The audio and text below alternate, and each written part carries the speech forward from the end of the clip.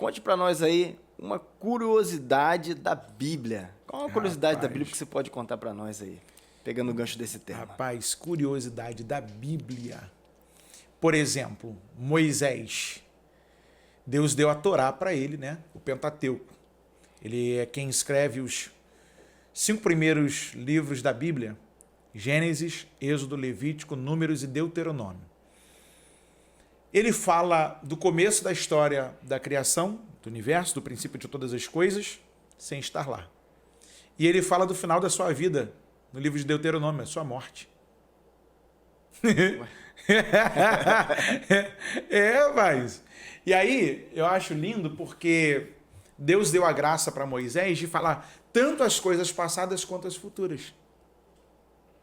Por exemplo, a gente encontra no livro de Atos dos Apóstolos, Saulo, também chamado de Paulo, porque virou uma modinha nos nossos dias falar assim, a maior luta de Paulo era nunca voltar a ser Saulo. Poxa, mas ele não teve um nome trocado.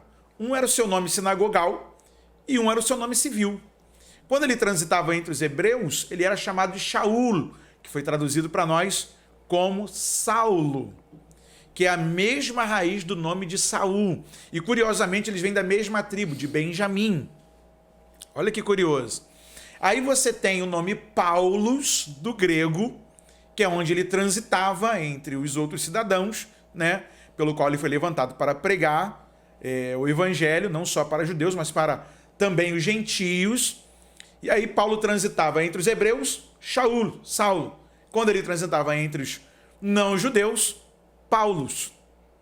Eu até ganhei esse nome do meu pai, que não ia ter esse nome. Quem receberia esse nome era o meu irmão Renato.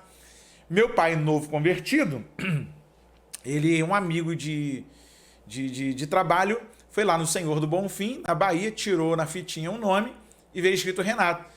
E o camarada, que nem parente do meu pai era, pegou a fitinha e falou: Geraldo, coloca lá no menino, que senão você vai mudar a sorte do garoto. E meu irmão ganhou Renato. E aí guardaram o nome de Paulo para mim. Paulus, no grego, era um nome que quer dizer pouco, pequeno.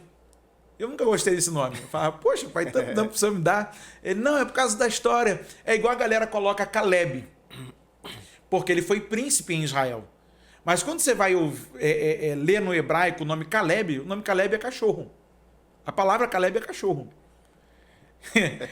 As pessoas têm mania de botar o nome nos filhos e nem procura saber o que é. Faz uma pesquisa. Não faz uma pesquisa. E você tem hoje como pesquisar. Você tem a ferramenta aqui, ó, o celular, você vai lá no Google, joga lá os nomes, vê o significado. É muito complicado. Quer ver uma outra coisa também que eu acho... Só um adendo aqui, meu pastor, antes do senhor falar uma outra curiosidade que me despertou aqui o interesse. Nós vemos, né, pessoas pregando isso. Por exemplo, maior dificuldade de Paulo é voltar a ser Saulo. E qual o problema que tem nisso, da pessoa pregar isso? Isso não está na Bíblia, não está especificando. O que isso pode gerar na vida da pessoa, ele fazer essa aplicação? O que pode gerar, Daniel, é que uma confusão doutrinária. Uma confusão doutrinária. Eu vou até procurar aqui agora, Atos dos Apóstolos. Acho que é capítulo de número 13. Verso de número 9. Falando de Bíblia. Todavia Saulo, que também se chama Paulo, cheio do Espírito Santo, fixando os olhos nele. Porque a ideia que você tem é de que quando Atos dos Apóstolos, no capítulo 9, Saulo está no caminho de Damasco, ele encontra com a luz, e a luz fala com ele, e aí você vê que num texto bíblico, todos ouvem a voz, e só ele vê a luz. E no outro texto bíblico, todos veem a luz, mas só Saulo ouve a voz. E quem escreve é o próprio Lucas. Eu acho isso super interessante, porque ele vai dar testemunho. Parece que há uma contradição, mas não há. Ou seja, qual é a beleza daquela situação? É que Saulo tinha um programático, ele tinha cartas na mão para perseguir os cristãos e matá-los. Graça de Deus. No meio do caminho, Jesus aparece para Saulo e diz para ele: duro é para ti recalcitrar contra os aguilhões. Saulo, Saulo, por que me persegues? Quem és tu, Senhor? O que Saulo vai fazer? Ele vai voltar a estudar a Torá para encontrar o Messias de Israel, anunciado. E depois daquele período, Paulo sai e vai pregar. Tanto é que nas primeiras pregações de Paulo, ele não ganha muito sucesso, não. E aí, os camaradas que andavam com Paulo, bem diferente dos nossos dias, que os pregadores exigem tantas coisas, quando Paulo acabava de pregar numa determinada cidade, era cadeia, era surra.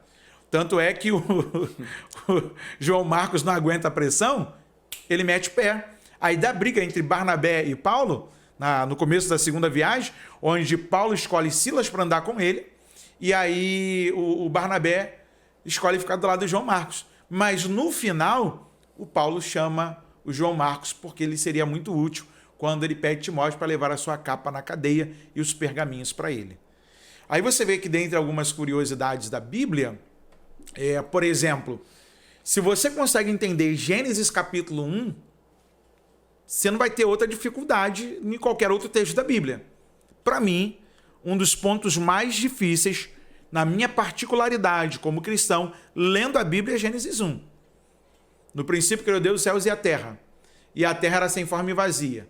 Aí a galera fala que há um abismo de tempo entre o verso 1 e o verso 2. Isso é expressão do teólogo Scofield,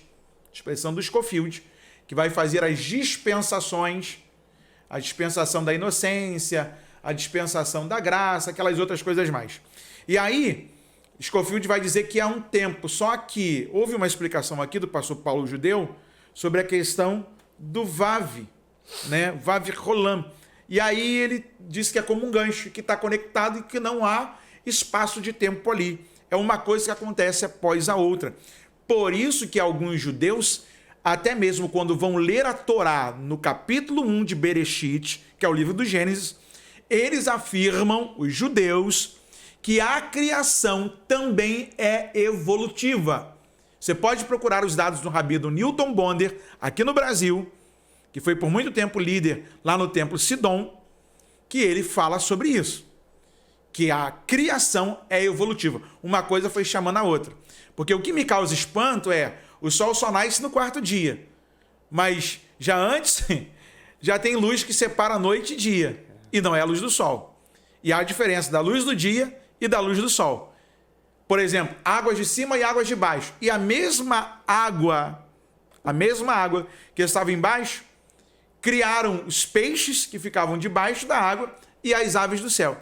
E é por isso que lá na frente, Paulo vai dizer que uma é a carne dos animais, outra é a carne dos homens e outra é a carne dos peixes.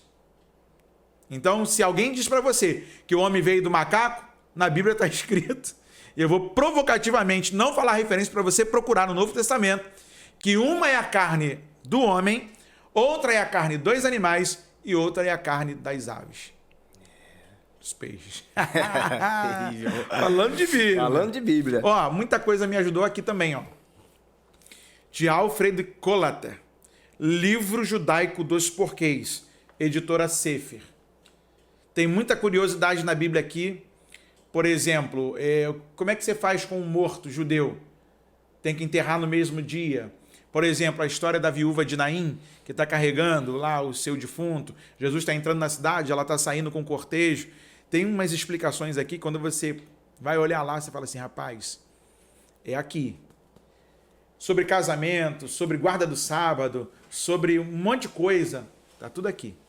Aqui você também entende no contrato de Ketubá, que é o contrato de casamento, sobre por que quando o anjo vai falar com José, lá em Mateus, capítulo 1, se não me falha a memória, vai dizer para ele assim, não deixe Maria, sua mulher, se ela era noiva do José. Por que o anjo fala para ele assim, não deixe Maria, sua mulher? Curiosidades da Bíblia, Livro Judaico dos Porquês, editora Sefer. É uma excelente obra.